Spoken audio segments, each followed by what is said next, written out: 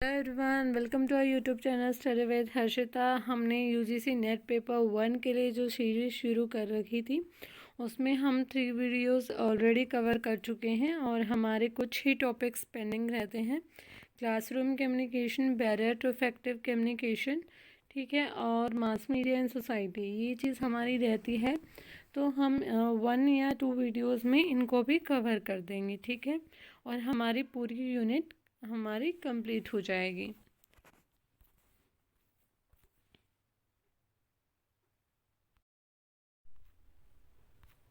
Then शुरू करते हैं। ये सब हमने कर लिया था।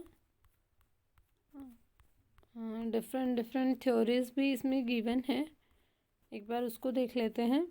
लेकिन उसमें बहुत नंबर ऑफ थ्योरीज हैं, 14 to 15 थ्योरीज गिवन है, लेकिन हमें कुछ ही करनी है जो कि इम्पोर्टेंट है हमारे लिए, ठीक है। ये आ गई हमारी थ्योरीज ऑफ कम्युनिकेशन, जिसमें यहाँ पर 6 थ्योरीज तो इसी की हैं और यहाँ पर फिर 19 थ्योरीज दी हुई हैं। लेकिन इसमें हमें सिर्फ कुछ ही थ्योरीज हैं जो कि करनी है। जो बहुत इम्पोर्टेंट है वो बर्लोज SMCR मॉडल और शेनन वीवर मॉडल, ये बहुत इम्पोर्टेंट थ्योरी हैं। तो आप इन थ्योरीज को बिल्कुल स्किप मत करना। और जो यहाँ पर इसमें कुछ वैसा समझाने का है नहीं, ये आप एक बार गो थ्रू कर लेना। मैं आपको थोड़ा बहुत बता भी देती हूँ। क्लासिकल थ्योरीज, अथॉरिटेरियन थ्योरीज, इसमें अथॉरिटी की बात करी जाती है। ये थ्योरी क्या कहती हैं, जो अथॉरिटी होती है, जिसके पास पावर्स होती हैं, वो क्या करते हैं, ऑर्डर पास करते हैं दैट कि आपको ये काम करना है, नहीं तो आपको ये पनिशमेंट मिलेगी, ठीक है। तो इसमें एक अथॉरिटी और ऑर्डर का भाव होता है दैट कि अगर आपने ये काम नहीं किया तो आपको इसके लिए ये पनिशमेंट मिलेगी, ठीक है। तो इससे मतलब डर की भावना रहती है, एक सुपीरियरिटी का भाव रहता है दैट कि आपको, आप सुपीरियर पोजीशन पर हो और जो आपके नीचे हैं आप उनसे ऑर्डर देकर काम करवा रहे हो, ठीक है। ये चीज़ इसमें आ जाती हैं और हम बात कर लेते हैं। ये थ्योरीज आप देख लेना, ठीक है। अगर आपको स्क्रीनशॉट लेना है तो वो भी ले लेना और फिर बाद में अपने बिहाफ पर आप कर सकते हो, क्योंकि इसमें कुछ समझाने का नहीं है, इसमें थ्योरीज ही दी हुई हैं कि किसने क्या दिया था, किसने क्या दिया था। तो बस इसमें यही है। हम जो मोस्ट इम्पोर्टेंट है वो कर लेते हैं एक बार।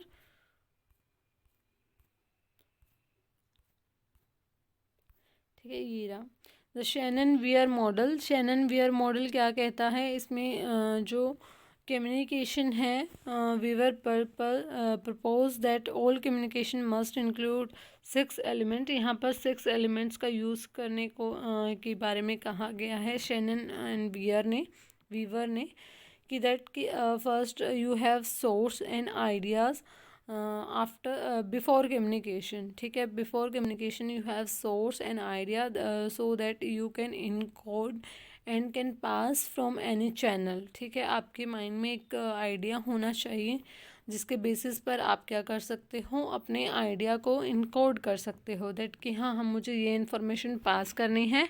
देन मैं अपने मैसेज को इनकोड करूँगी। इनकोड करने के बाद मैं एक चैनल फाइंड करूँगी जिससे क्या है, मैं अपने मैसेज को from one place to, from sender to receiver अपना मैसेज पास कर सकूँ, ट्रांसमिट कर सकूँ। तो मुझे एक चैनल की ज़रूरत होगी। फिर उसके बाद चैनल देने के बाद मेरा जो मैसेज है वो ट्रांसमिट हो जाएगा एंड उसके बाद डिकोडर होगा। डिकोडर मीन्स जो मेरा जो मैसेज है वो डिकोड होगा रिसीवर को। रिसीवर उस चीज़ को समझेगा दैट कि हाँ, ये इन्फॉर्मेशन थी। देन ये क्या हुआ, वन वे जो कम्युनिकेशन हुई, क्योंकि यहाँ पर कोई फीडबैक नहीं है। यही इस मॉडल का ड्रॉबैक है that there is no feedback, it is considered as one way communication, ठीक है, वन वे कम्युनिकेशन मॉडल। अगर हम बर्लोज SMCR की बात करें तो बर्लो ने क्या कहा है, S means source, M for message, C for channel and R for receiver. यहाँ पर सिर्फ मेन फोकस, मेन एम्फेसिस जो दिया गया है वो सिर्फ सेंडर और रिसीवर पर दिया है कि दैट सेंडर मैसेज सेंड करेगा एंड रिसीवर को रिसीव हो जाएगा। यहाँ पर भी फीडबैक जो है मिसिंग है। Now come to common barriers to communication. कुछ कॉमन बैरियर्स हैं कम्युनिकेशन के। द यूज़ ऑफ जार्जन, ठीक है। जार्जन मीन्स यहाँ पर क्या है, ओवर कॉम्प्लिकेटेड, अनफेमिलियर एंड और टेक्निकल टर्म्स। जब हम बहुत ओवर कॉम्प्लिकेटेड वर्ड्स का यूज़ करते हैं, टेक्निकल टर्म्स यूज़ करते हैं जो कि सबको समझ नहीं आती हैं, तो भी क्या होता है, कम्युनिकेशन बैरियर फॉर्म होता है। इमोशनल बैरियर एंड ट्यूब्स, इससे क्या होता है, इमोशनल बैरियर जब कई बार जब हम मैसेज पास करते हैं, may be sender emotionally disturb हो, वो सैड हो या फिर बहुत ज़्यादा खुश हो। अगर बहुत ज़्यादा खुश है तब भी वो अच्छे से प्रेजेंट नहीं कर पाएगा। सेम विद रिसीवर, अगर वो बहुत ज़्यादा खुश है तब भी उसकी वो इतना एक्साइटेड होगा दैट कि उसको वो इन्फॉर्मेशन मतलब कम्प्लीटली मे बी वो ना रिसीव कर पाए। सेम विद सेंडर ऑल्सो, ठीक है। तो इमोशंस भी यहाँ पर इफ़ेक्ट करते हैं। Lack of attention, interest and distractions और इररिलेवेंट टू द रिसीवर। जो अटेंशन है मीन्स जो रिसीवर है उसके अटेंशन ही नहीं है, उसका इंटरेस्ट ही नहीं है, वो डिस्ट्रैक्शन हो रहा है with different number of stimulis in present in the environment. तो वो डिफरेंट स्टिमुलस से क्या है, इंटरेक्ट हो रहा है, उसका इंटरेस्ट ही कहीं है, उसके अटेंशन नहीं है, तो भी क्या आपका एक कम्युनिकेशन बैरियर फॉर्म होता है। जो सेंडर है वो रिसीवर को उस वे में प्रेजेंट नहीं कर पाता है। Differences in perception and view point, सबकी अपने अपने व्यू पॉइंट होते हैं, परसेप्शंस होते हैं। तो ये भी क्या है, आपके जो मैसेज को बैरियर के फॉर्म में प्रेजेंट करती हैं। क्योंकि फॉर एग्ज़ाम्पल किसी ने कोई मैसेज दिया तो हमारी जो परसेप्शन है वहाँ पर बहुत इम्पोर्टेंट रोल प्ले करती है, ठीक है। हम उसको कैसे परसीव करते हैं, हमारा पॉइंट ऑफ व्यू क्या है, तो ये चीज़ भी क्या करती है, रिफ्लेक्ट करती है बैरियर्स को। Physical disabilities such as hearing problems और स्पीच डिफ़िकल्टीज, कुछ लोगों को सुनने में दिक्कत होती है, बोलने में दिक्कत होती है, तो ये भी क्या है, एक कम्युनिकेशन बैरियर के फॉर्म में होता है। क्योंकि अगर किसी को सुन नहीं रहा है तो वो मीन्स क्या ही बताएगा, क्या कैसे उसको मैसेज मतलब पता चलेगा। मीन्स वो उसके लिए रिटर्न फॉर्म होना चाहिए, या फिर कोई बोल नहीं सकता तो वो भी रिटर्न फॉर्म में ही कर सकता है। Physical barriers to non verbal communication. Non verbal communication means अगर आप किसी से फिज़िकल बैरियर, फॉर एग्ज़ाम्पल अगर आप किसी से अपना मैसेज पास करते हो with the help of non verbal cues, gesture, body language and other communication, जो कि लेस इफ़ेक्टिव कंसिडर किया जाता है।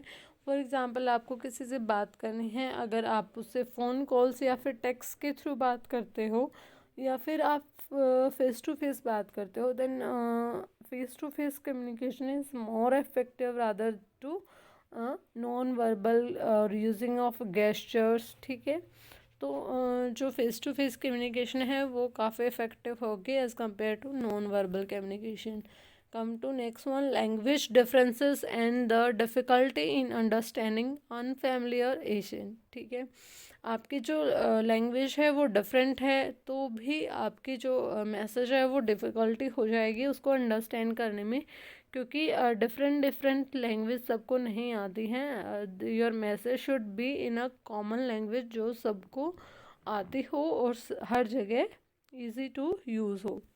Expectations and prejudices which may lead to false assumptions or stereotyping, means जो expectations, जो assumptions और stereotyping, जो stereotype kind of people होते हैं, तो वो क्या करते हैं, उनको हाफ मैसेज सुना नहीं कि वो अपने अजप्शंस लगाना शुरू कर देते हैं। उनका जो स्टेरोटाइपिंग होते हैं मीन्स वो रूढ़िवादी जो होते हैं, मीन्स वो पुरानी प्रथा और जो रीति रिवाज हैं उनको फॉलो करते हैं, दैट कि पहले लेडीज़ वर्क नहीं करती थी, अब वर्क करती हैं, अच्छा ऐसे कैसे। तो मीन्स वो उस तरह के लोग होते हैं। तो अगर उस तरह के लोग होंगे तब भी क्या होगा, उनमें आर्ग्यूमेंट्स होंगे और एक बैरियर का फॉर्म हो जाएगा, क्योंकि वो उस मैसेज को समझ ही नहीं पाएंगे वो एक्चुअल में कहना क्या चाहते हैं। वो अपने ही एग्जेप्शंस लगाते रहेंगे उस चीज़ में। कल्चरल डिफरेंसेस, जब कल्चरल डिफरेंसेस आ जाते हैं तो भी कम्युनिकेशन करना बहुत मुश्किल हो जाता है। फॉर एग्ज़ाम्पल, जब हम किसी डिफरेंट कल्चर की बात करते हैं तो मतलब ये नहीं है कि सब सुनते हैं, ठीक है। किसी को वो हर्ट कर सकता है या फिर कोई मतलब कुछ भी हो सकता है। तो कल जहाँ पर कल्चरल डिफरेंसेस, क्योंकि सब ऐसे बोलेंगे अच्छा तुम्हें क्या पता हमारे कल्चर के बारे में। तो अगर यहाँ पर डिफरेंसेस आ जाते हैं तो आपको एक आपकी जो कम्युनिकेशन है वो कंप्लीट नहीं हो पाती है। Now come to next one, sender oriented communication barrier. जो सेंडर के द्वारा होते हैं बैरियर्स। बैडली एक्सप्रेस मैसेज, आपका मैसेज है वो बहुत बुरे तरीके से एक्सप्रेस किया है, ठीक है, तब भी आपका जो बैरियर होगा। लॉस इन ट्रांसमिशन, जब आप इंफॉर्मेशन को from sender to receiver transmit कर रहे हो, आपका जो मैसेज है वो थेफ्ट हो जाता है, लॉस हो जाता है, ठीक है, तब भी क्या होगा, आपको कम्युनिकेशन बैरियर होगा। सिमेंटिक प्रॉब्लम्स, सिमेंटिक प्रॉब्लम्स क्या होता है, high and big sounding words are sound impressive, ठीक है। वो साउंड मीन्स कोई कहाँ पर बहुत लो पिच में बात करता है, कहीं पर हाई पिच में बात करता है, ठीक है। हाई पिच जो होता है वो एग्रेसिव होता है, मीन्स एंगर के लिए यूज़ किया जाता है। एंड लो पिच की अगर हम बात करें तो वो पोलाइट बिहेवियर में आता है।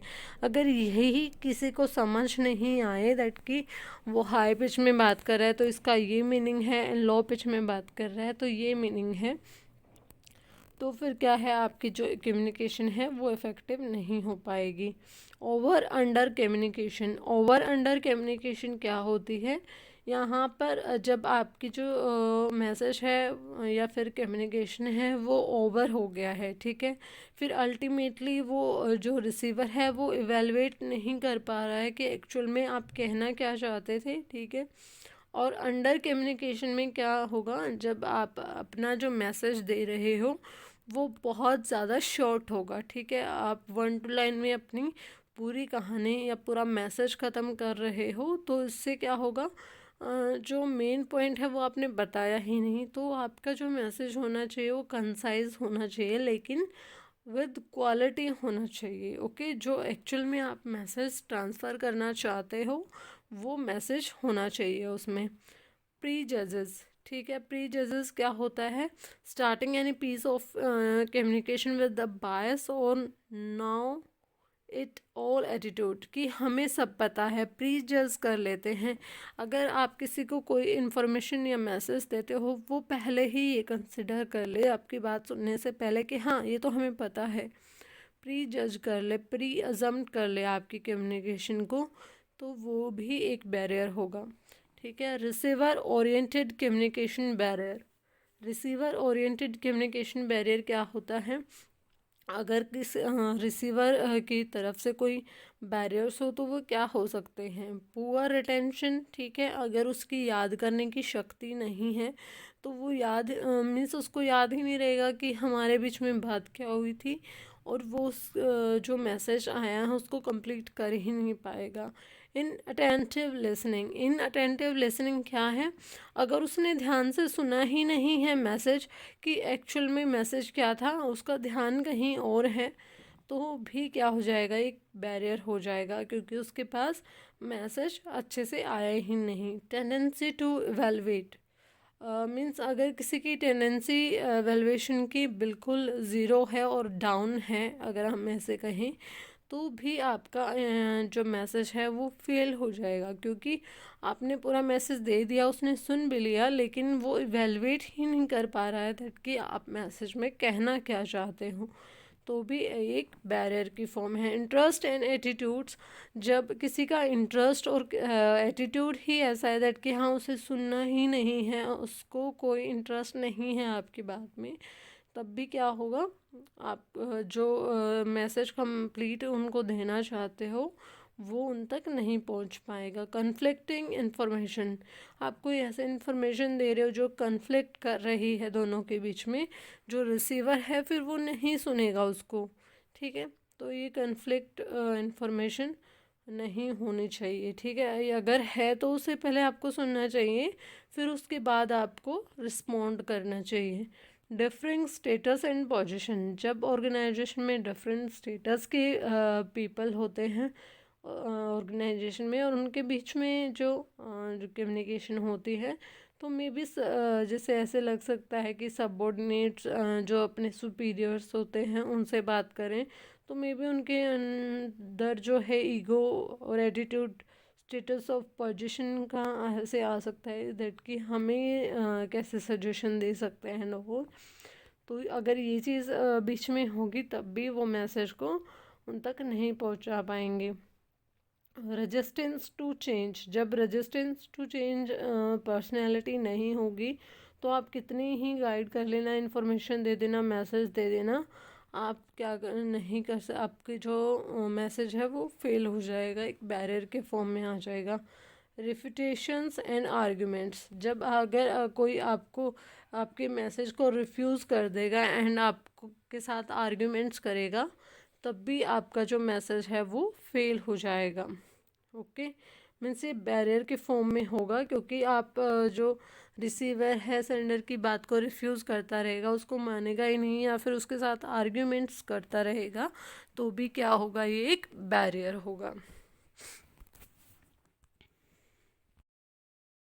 Now come to next one, noise that can interfere with communication, ठीक है। जो नॉइस हमारे कम्युनिकेशन के बीच में आते हैं, first one is environmental noise. Environmental noise में क्या होता है, the noise that physically disturb communication, जब जो नॉइस होता है such as loud speakers at party, sound from a construction site next to classroom, अगर हमारे क्लासरूम के पास कोई मीन्स पार्टी वगैरह हो रही है, या फिर कोई शादी है, या फिर बहुत ऐसे मतलब कंस्ट्रक्शन हमारे साइड जो हमारे क्लासरूम के पास है, तो वो भी क्या है, इन्वायरमेंटल नॉइस है। साइकोलॉजिकल इम्पेयरमेंट नॉइस, इसमें क्या होता है, जब आप अपने मैसेज को एक्यूरेटली और इफ़ेक्टिवली रिसीव नहीं कर पाते हो, तो उसमें हमारी जो फिजिकल ऐसे कुछ कंडीशंस हो कि हम उसको अच्छे से सुन नहीं पाएँ या फिर समझ नहीं पाएँ, एक्यूरेटली रिसीव नहीं कर पाएँ।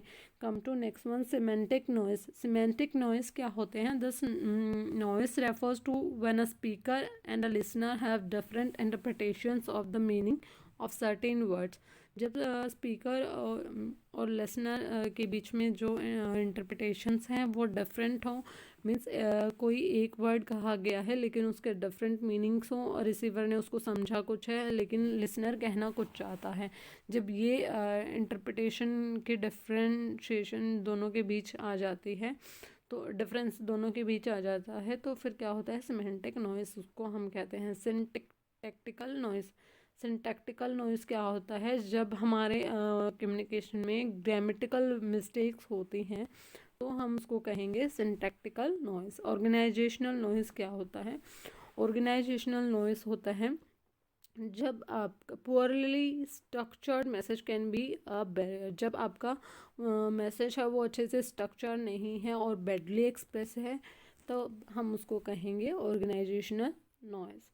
कल्चरल नॉइस क्या होता है, cultural noise means making stereotypical assumptions can distract communication, जब हमारी जो एजप्शंस होती हैं वो स्टेरियोटाइपिंग होंगे, मीन्स पुरानी प्रथा से रिलेटेड होंगे, रीति रिवाजों को फॉलो करते होंगे कि हाँ ऐसे होना चाहिए, ऐसे होता था, ठीक है, उस बेसिस पर होंगी, तब क्या होगा, जो क्लियर है जो हमारे कन्वर्सेशन है वो उस पर बहुत इफ़ेक्ट पड़ेगा। साइकोलॉजिकल नॉइस, साइकोलॉजिकल नॉइस क्या है, डिफरेंट एटीट्यूड्स, फॉर एग्जांपल कोई सैड है, कोई एंगर है, उस समय जब आप मैसेज को प्रेजेंट कर रहे हो, whether it is for sender and receiver, अगर रिसीवर है वो बहुत एंग्री है एंड सैड है, तब भी इफ़ेक्टिव हमारा मैसेज नहीं होगा, एक नॉइस का उसमें होगा, ठीक है। अगर ये हम बोले तो सेंडर के लिए, तब भी वो अच्छे से प्रेजेंट नहीं कर पाएगा।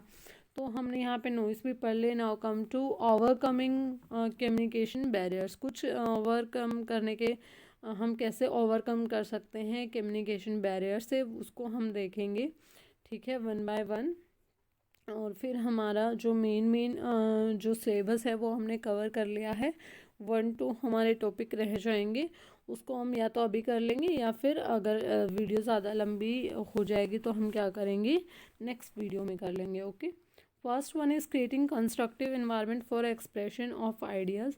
हमारा जो है कंस्ट्रक्टिव इन्वायरमेंट हमें क्रिएट करना है, जिससे हम क्या कर सकें, अपने आइडियाज़ को अच्छे से एक्सप्रेस कर सकें, अच्छे से प्रेजेंट कर सकें कंस्ट्रक्टिव फॉर्म में।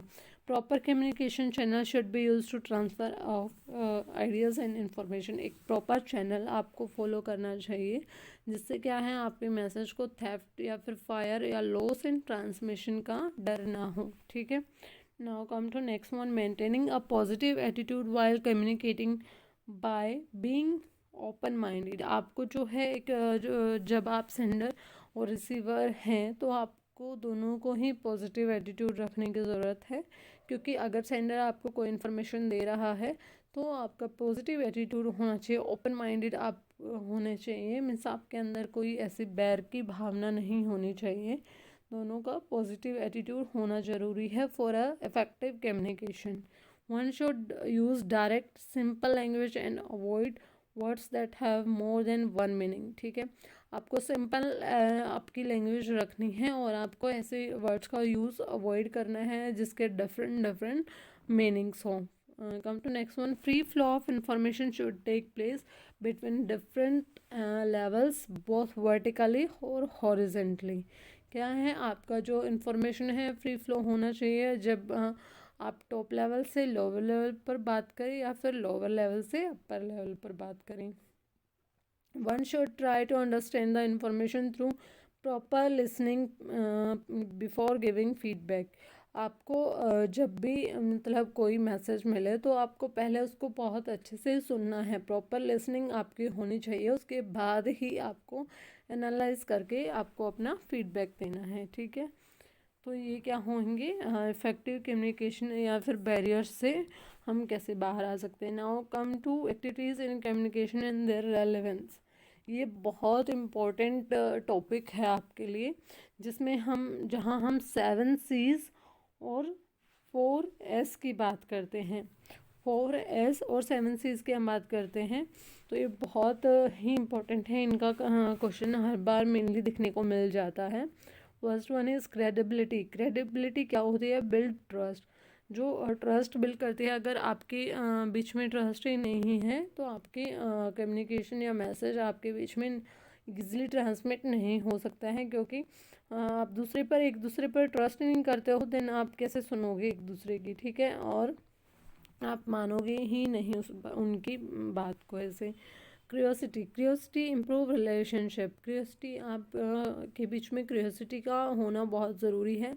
सेंडर के फॉर्म में हम बात करें तो सेंडर के अंदर क्रियोसिटी होनी चाहिए कि अपने मैसेज को बेस्ट से बेस्ट वे में प्रेजेंट करें। एंड लिसनर के हम बात करें तो लिसनर के अंदर उस चीज़ को, मैसेज को सुनने की क्रियोसिटी होनी चाहिए। Clarity makes comprehension easier. आपकी जो मैसेज है वो क्लियर होना चाहिए, ठीक है, जिससे इजी टू अंडरस्टैंड हो रिसीवर के लिए भी, और easy to make understandable to the receiver sender के लिए भी, ठीक है। कंसिस्टेंसी की अगर हम बात करें, इंट्रोड्यूस स्टेबिलिटी।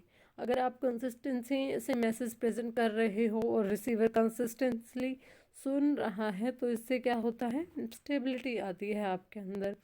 करेक्टनेस, ठीक है, करेक्टनेस क्या होती है, रेनफोर्स कॉन्फिडेंस। कहाँ अगर आपका मैसेज करेक्टली आपने ट्रांसमिट किया है, ठीक है, और रिसीवर ने करेक्टली सुना है और फिर फीडबैक भी दिया है, तो फिर क्या होगा, रेनफोर्स आपके अंदर कॉन्फिडेंस आएगा। कंसाइजनेस क्या होता है, saves time. Conciseness saves time. आपका जो मैसेज है वो कंसाइज होना चाहिए, टू द पॉइंट होना चाहिए, जो कि सेव करता है टाइम को। सिंसियरिटी क्या होती है, add value in the message in communication. Message को क्या एक वैल्यू देता है सिंसियरिटी। आप सिंसियर होने चाहिए, आपका जो बिहेवियर है वो भद्दा नहीं होना चाहिए। सिंप्लिसिटी, सिंप्लिसिटी मीन्स आपका जो मैसेज है वो सिंपली वे में होना चाहिए, ठीक है। शॉर्टनेस होना चाहिए, मतलब शॉर्ट होना चाहिए, टू द पॉइंट होना चाहिए। स्ट्रेंथ, ठीक है, आपके अंदर स्ट्रेंथ होनी चाहिए कि आपको उसको अच्छे से प्रेजेंट कर पाओ और फिर उसका फीडबैक अच्छे से ले पाओ। इवेल्युएशन ऑफ कम्युनिकेशन इफेक्टिवनेस, ठीक है, कम्युनिकेशन की इफेक्टिवनेस को कौन से एलिमेंट्स से हम क्या करते हैं, हमें कहाँ से पता चलता है इफेक्टिव कि ये कम्युनिकेशन इफेक्टिव थी या नहीं। First one is fidelity of communication. Fidelity of communication क्या होता है, जब आपका मैसेज डिस्ट्रॉय हो जाता है या उसकी जो क्वालिटी है उसका डिस्टोर्शन हो जाता है तो हम क्या बोलते हैं, फिडिलिटी ऑफ कम्युनिकेशन। तो इसलिए आपको क्या करना चाहिए, अपनी मिसअंडरस्टैंडिंग्स इन सबको इफेक्टिव कम्युनिकेशन के लिए अवॉइड करना चाहिए। इकोनॉमी, इकोनॉमी क्या होती है, for an effective communication a minimum of time. Economy की अगर हम बात करें तो हम बोलते हैं use of fuller utilization of resources, ठीक है। तो यहाँ पर भी सेम है कि आपको अपनी एनर्जी और टाइम ज़्यादा कंज्यूम नहीं करना है symbols cues that are use to encode the message, ठीक है। आपको इनकोडिंग में या फिर इन सब चीज़ों में ज़्यादा टाइम कंज्यूम नहीं करना है। आपका जो क्या होना चाहिए, टू द पॉइंट होना चाहिए और without losing any fidelity and impact, ठीक है। आपको अपनी जो मैसेज की है क्वालिटी वो भी लूज़ नहीं करनी है। कॉन्ग्रुएंस, ठीक है, कॉन्ग्रुएंस क्या होता है, an effective communication integrates both verbal and non verbal cues. जो इफेक्टिव कम्युनिकेशन है वो वर्बली भी हो सकती है, नॉन वर्बल भी हो सकती है। Influence, the most important criteria of effectiveness is that influence that the communicator is able to exercise with the receiver. Means आप कितना इन्फ्लुएंस कर पाते हो अपनी बातों से, अपने मैसेज से रिसीवर को, वो भी आपके इफेक्टिवनेस को दर्शाता है। रिलेशनशिप बिल्डिंग, रिलेशनशिप बिल्डिंग क्या होता है, आपकी जो रिलेशन कैसा है, आपके जो अंदर ट्रस्ट कैसा है सेंडर और रिसीवर में। अगर आपके अंदर ट्रस्ट ज़्यादा है, अच्छा है, तो आपकी कम्युनिकेशन बहुत इफेक्टिव रहेगी। अगर आपके बीच में ट्रस्ट इश्यूज हैं देन आप एक दूसरे की नहीं मानोगे, नहीं सुनोगे, ठीक है।